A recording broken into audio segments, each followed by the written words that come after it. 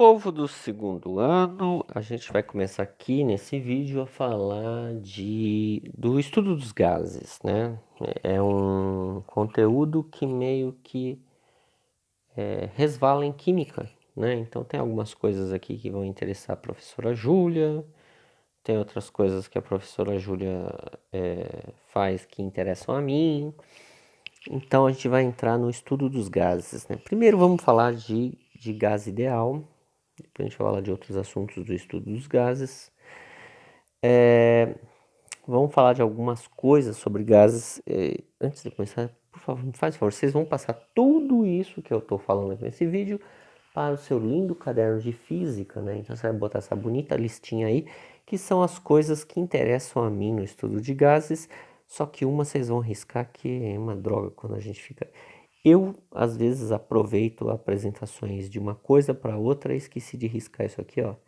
Risca fora coeficiente de dilatação, não coloca aqui Coloca 1, 2, 3, 4, o 5 vai ser o pressão lá, tá? Tudo bem?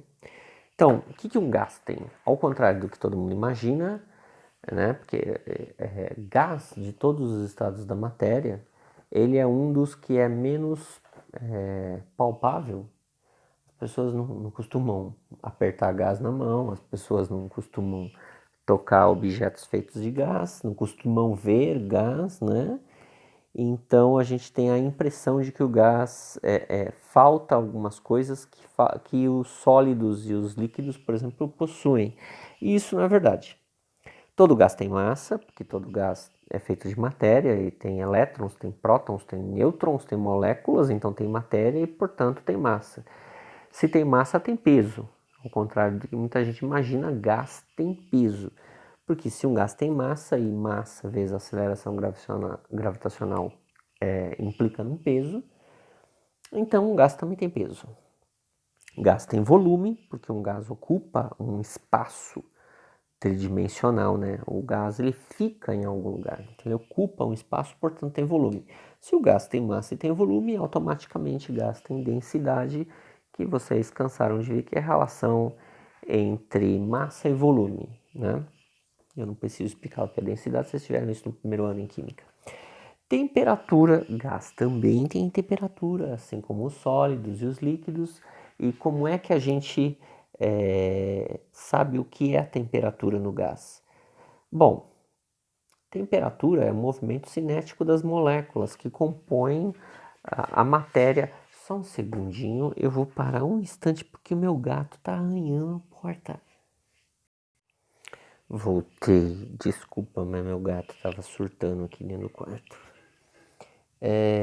Como eu disse, então, como é que um gás guarda a temperatura? O que é a temperatura num gás? Temperatura é um movimento cinético que a matéria possui, ou seja, no movimento que os elétrons fazem em volta do núcleo de um átomo, seja no movimento de vibração entre um átomo e outro que compõe uma molécula, ou no giro ou no movimento que uma molécula faz no ar, né? Com que velocidade ela faz isso. Tudo isso é o calor que um gás possui, a temperatura desse gás. A pressão também faz parte do gás, né? É uma grandeza que a gente vai trabalhar muito no estudo dos gases. E o que é a pressão? A pressão nada mais é que é o número de colisões em um determinado intervalo de tempo que ocorre entre o gás e as paredes do recipiente que contém esse gás, né? Se eu coloco o gás dentro de uma garrafa, as moléculas que compõem o gás que estão dentro dessa garrafa ficam colidindo contra as paredes internas da garrafa e a gente dá o nome desse volume de colisões, a gente dá o nome de pressão, ok? O que é o gás ideal? Nós vamos trabalhar com o gás ideal e o gás ideal nada mais é do que um modelo. É um modelo de comportamento que descreve o comportamento dos gases encontrados na natureza, quando submetidos a baixas pressões e altas temperaturas. Então, toda vez que a gente estiver falando de um gás, estaremos falando aqui de um gás ideal, que é aquele gás que não exatamente corresponde ao comportamento de todos os gases, mas é um modelo, tudo bem? E quais são as características de um gás ideal? As moléculas de um gás ideal interagem entre si apenas durante as suas eventuais colisões. Existem interações entre moléculas, existem interações entre átomos que no caso do gás ideal a gente desconsidera. A gente desconsidera, por exemplo, a atração gravitacional que uma partícula exerce sobre outra, a gente desconsidera as forças elétricas entre as partículas, né? Então tudo isso será desconsiderado num gás ideal. Só vamos considerar as colisões, que é o momento que um átomo bate em outro átomo e aí transfere um tanto do seu movimento para outra partícula. O movimento das moléculas é desordenado. Isso significa que a probabilidade que ela tem para ir para qualquer direção é sempre a mesma. A probabilidade que uma partícula tem de subir é a mesma que ela tem de descer, que é a mesma que ela tem que para ir para a direita, para ir para a esquerda, para frente, para trás. Ou seja, eu não sei, a princípio, para que direção um gás vai quando ele acumula calor. Ele vai para todas as direções, certo? Claro que não todas ao mesmo tempo. Cada molécula, cada átomo vai para uma determinada direção. E deixa eu fazer aqui um aviso.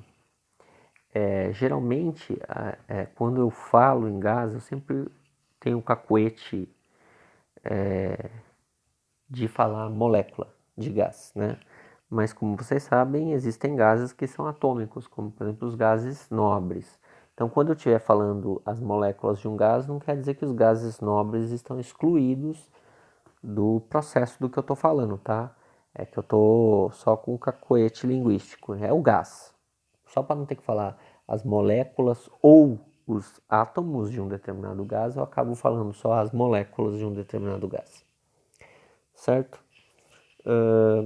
Outra característica de um gás ideal é que as moléculas colidem elasticamente umas com as outras e com as paredes do recipiente que as contém, que como já dissemos é a pressão, não havendo perda de energia nas colisões. Então, se uma molécula ou um átomo tem uma quantidade X de energia, quando ela bate no outro átomo, uma parte dessa energia vai para o outro átomo, perdão, ou para outra molécula, e a molécula que estava com a energia já continua com o outro tanto, de modo que você não perde nada para o sistema. A energia fica guardada lá entre elas. Elas dividem entre si, elas passam energia de uma para outra, mas não existem perdas de energia. Ok? Tem outro vídeo ainda continuando com esse assunto, tá?